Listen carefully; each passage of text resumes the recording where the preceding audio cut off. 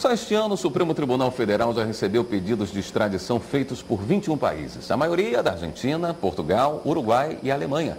Extradição é o tema de hoje do nosso quadro Direito Comparado.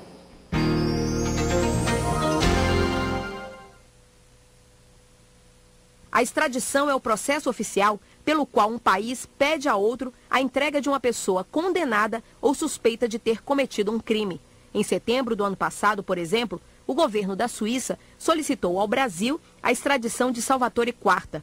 Contra ele havia um mandado de prisão pelos crimes de roubo, fraude e lesão corporal. Nenhum país tem interesse de privilegiar a impunidade.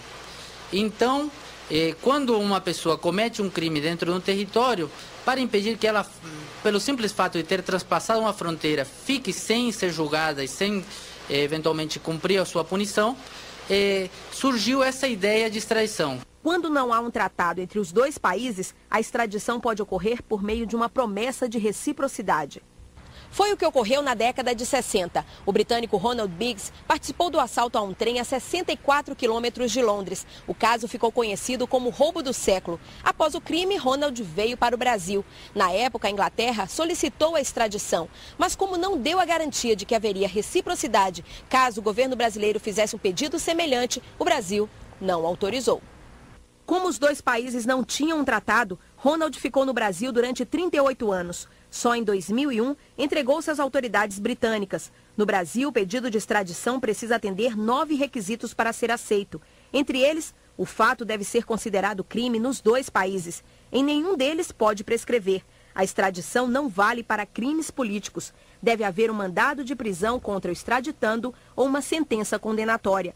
O país requerente deve aplicar as regras brasileiras de pena, máximo de 30 anos de prisão. E ainda, descontar o tempo em que o extraditando esteve preso no Brasil. Os requerimentos são encaminhados ao presidente da República por via diplomática. Isso aí chega no Ministério da Justiça, que faz uma primeira análise de admissibilidade e encaminha para a presidência do Supremo Tribunal Federal.